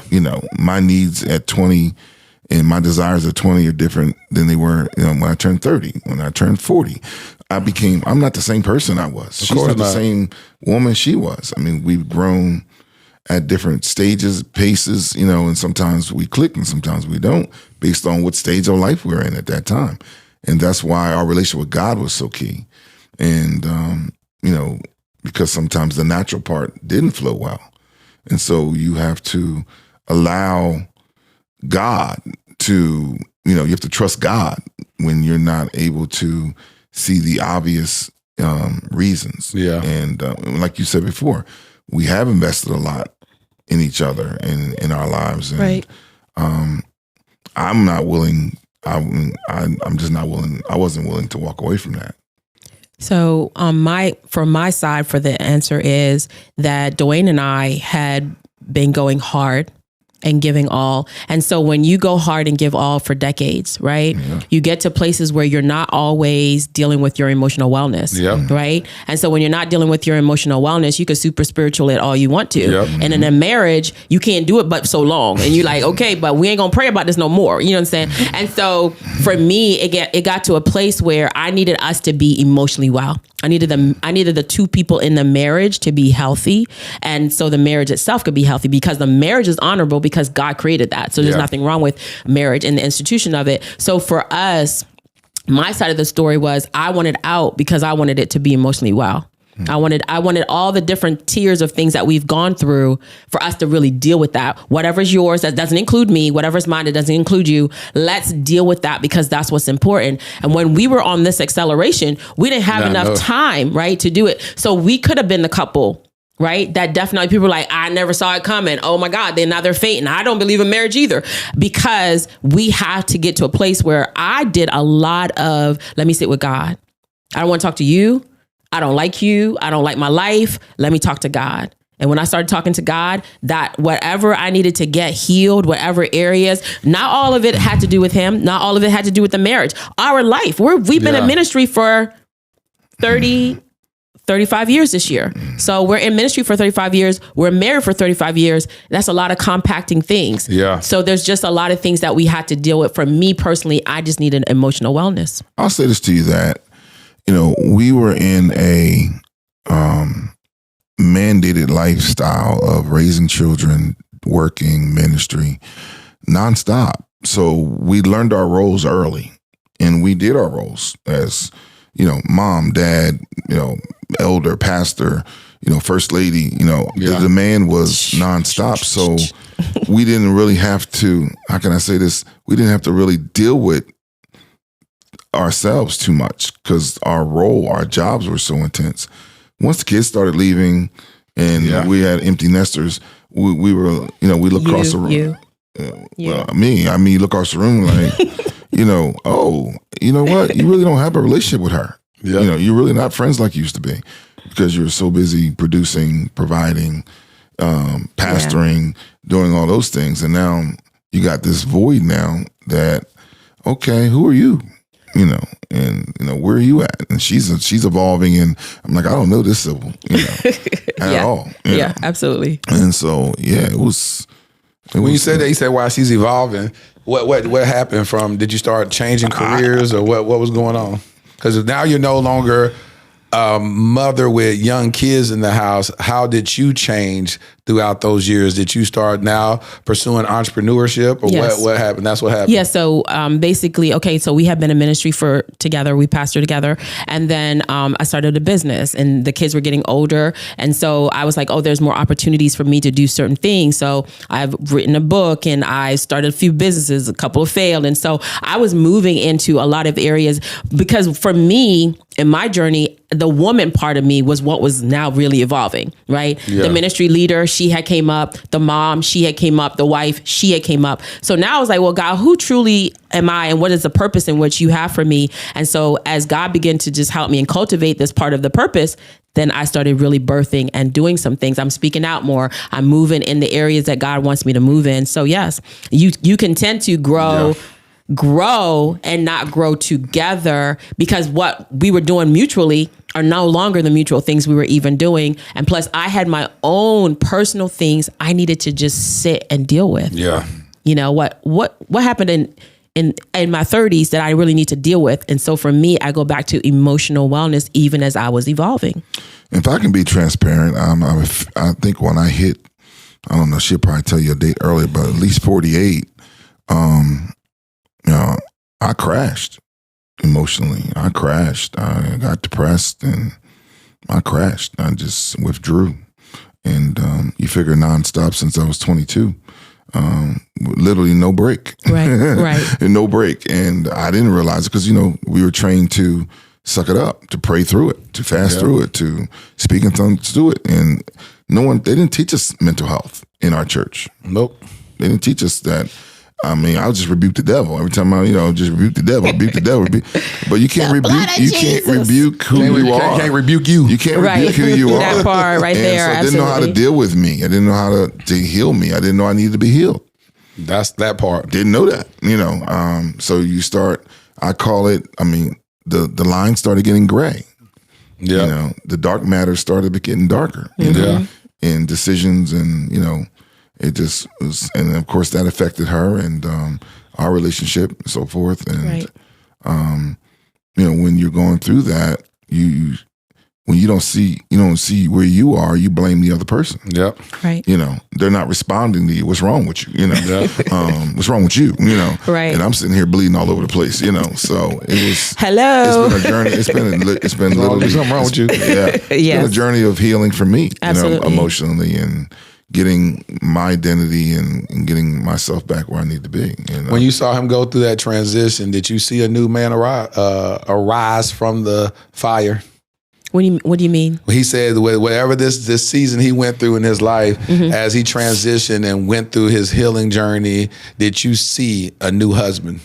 Well, see, he's still in his healing journey. Okay. He's still in his healing journey because what hit him so hard just started spinning out. Right. And so as it was spinning out, I'm like, wait a minute, who's this person? Right. Because this guy who we've been gelling, we've been moving, we've been doing this. So he definitely still in a healing space. I'm healed and I'm good. So we're learning how this season of our lives actually look in wellness, in emotional spaces, and what do you need and who are you as this man? And you're on your way to 60. So what is he saying to you? So he's still healing. And my place right now is to be enduring and long suffering and kind while he's still healing. Good. Yeah. Good. Oh boy, this is beautiful. I felt like I was in class.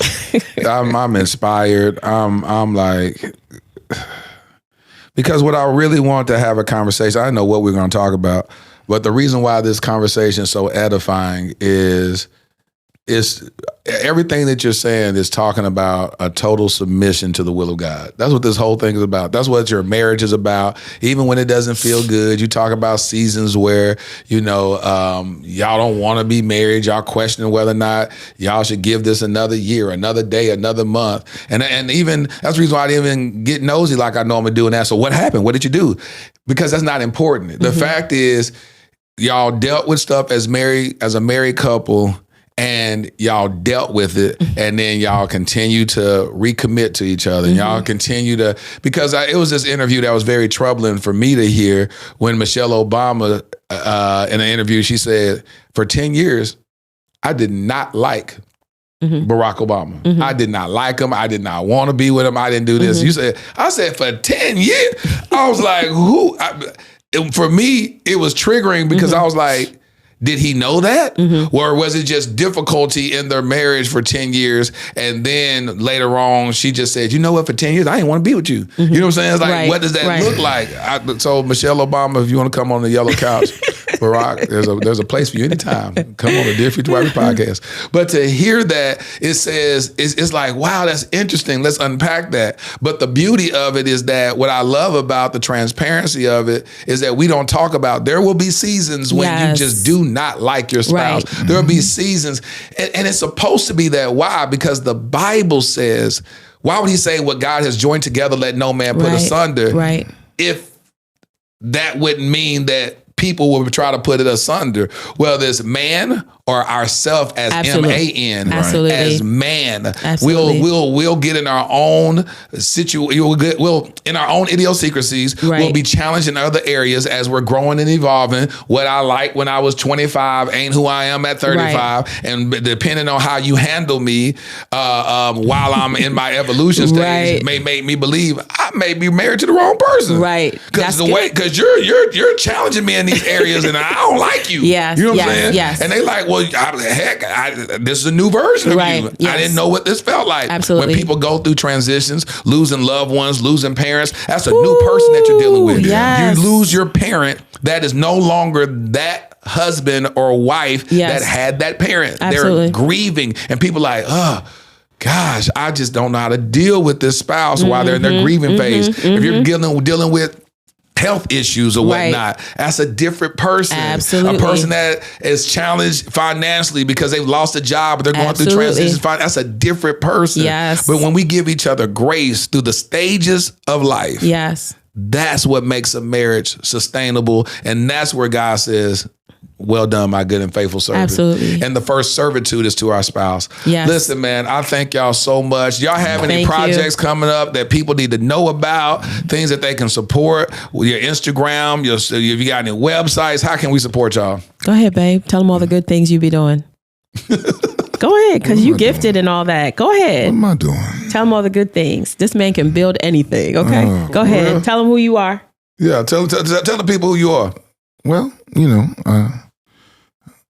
I don't know. I'm not used to talking about myself. Like you need to, because we talking on YouTube right now. You need to. Well, I mean, I think God's given me a gift to build, and we've built real estate over the years, and trying to empower as many people as I can. I own a mortgage company, so we actually finance a lot of the investment properties for a lot of investors.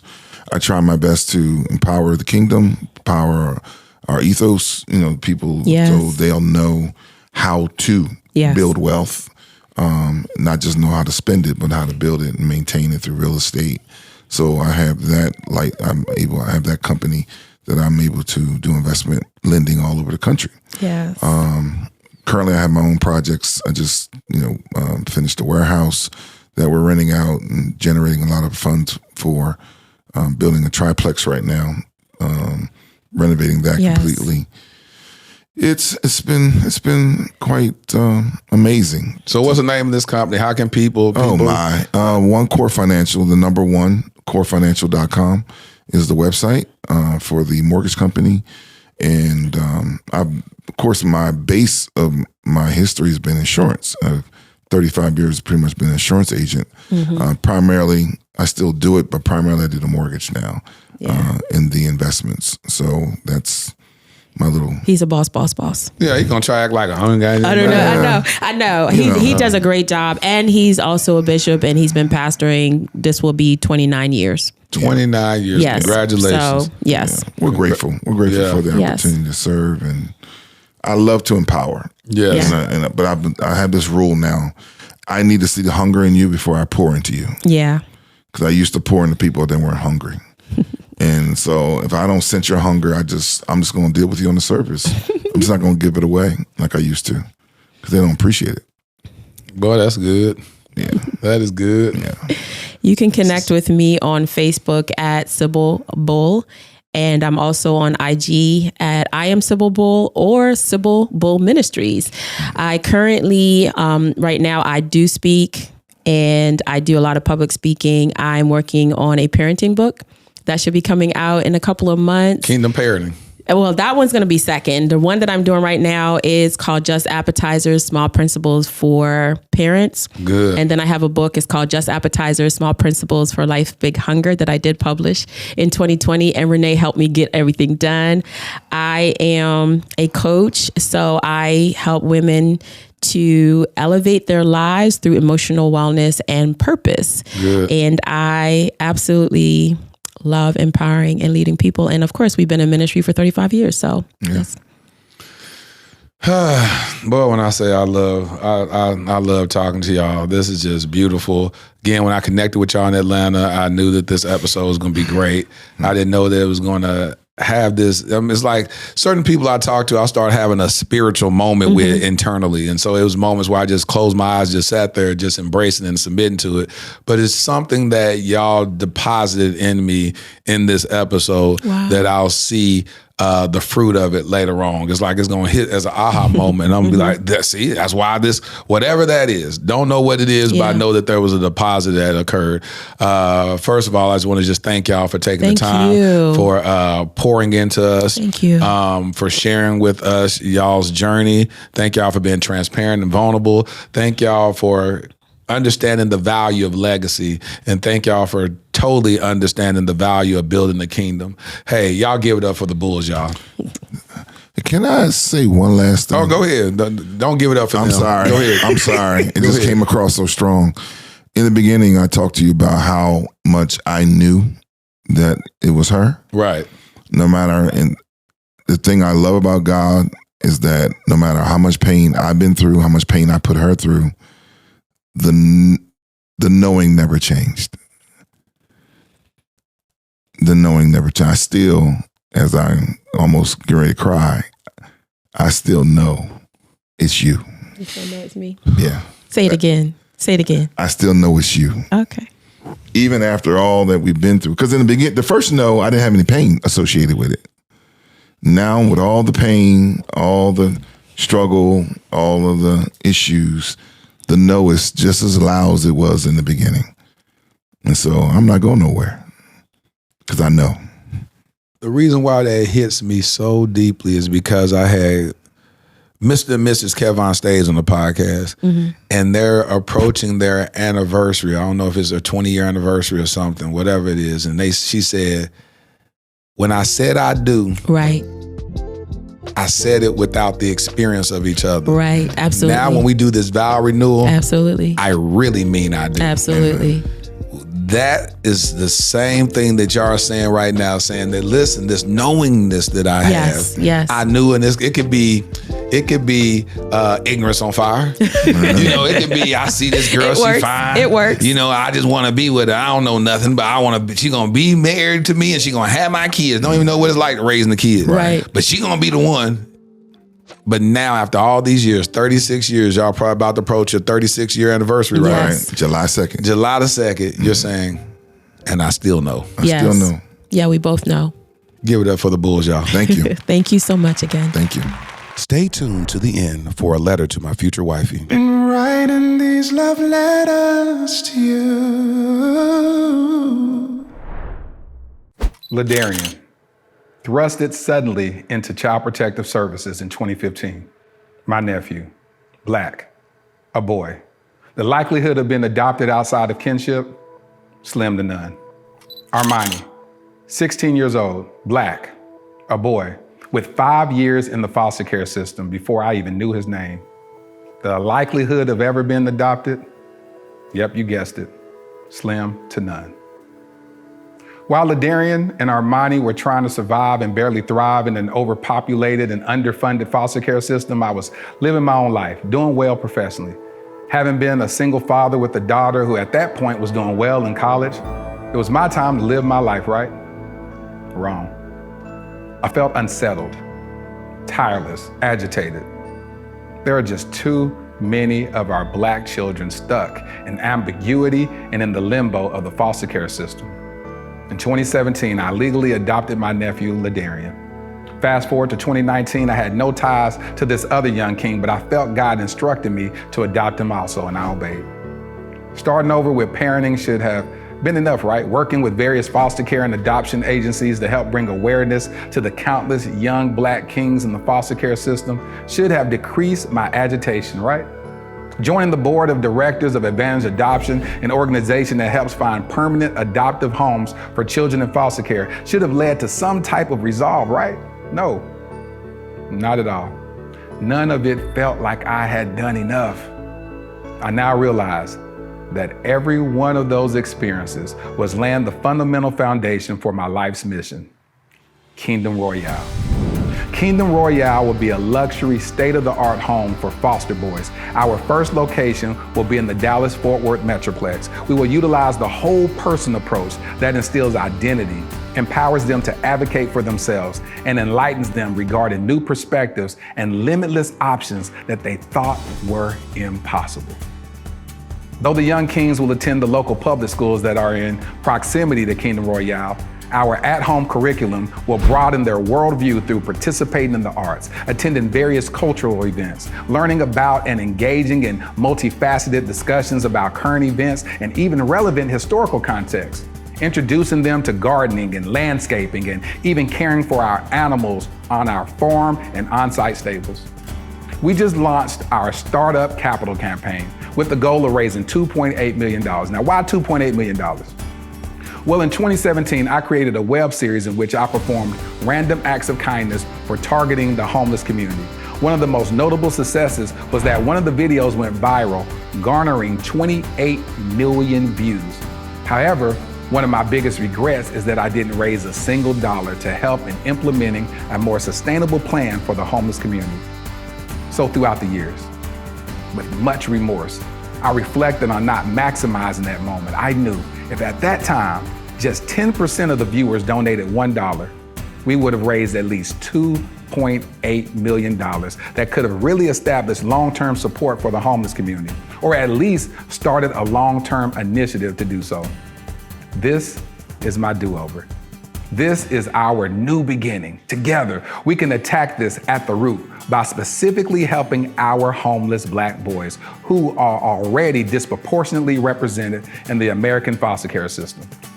I'm Lateris R. Whitfield. I've been nominated for 3 regional Emmys documenting my work with the homeless as well as my personal adoption journey. Despite those accolades, the greatest award for me is truly providing the infrastructure for a transformed life. Visit kingdomroyale.com for more details. Crown a king and make a donation today.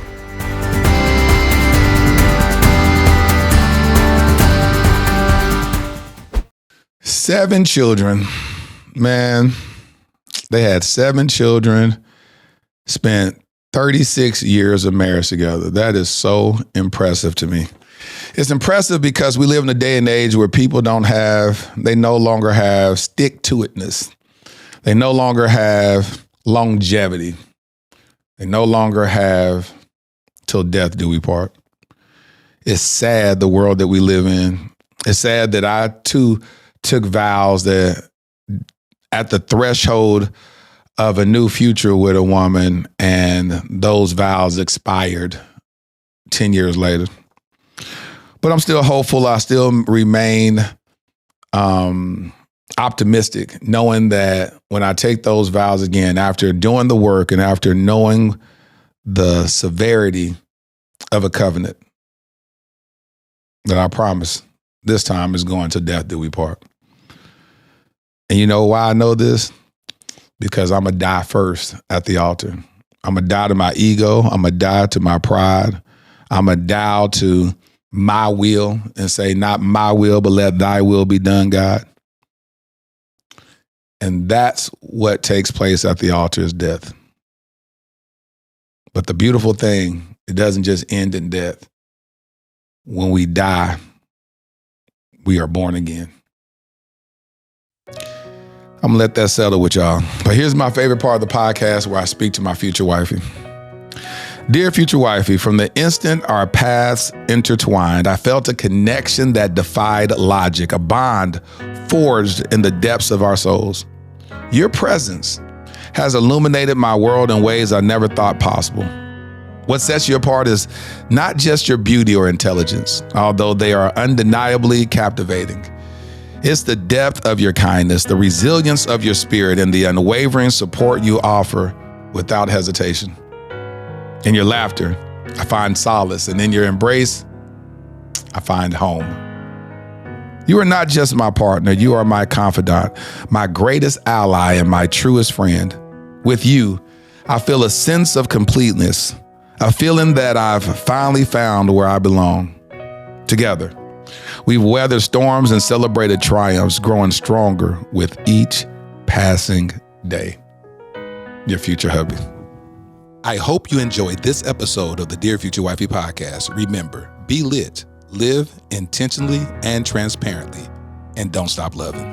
Make sure to subscribe to our Dear Future Wifey YouTube channel. We're available on Apple Podcasts, Google Podcasts, Spotify, and Stitcher. We welcome your support. Simply share our podcast with your friends and family.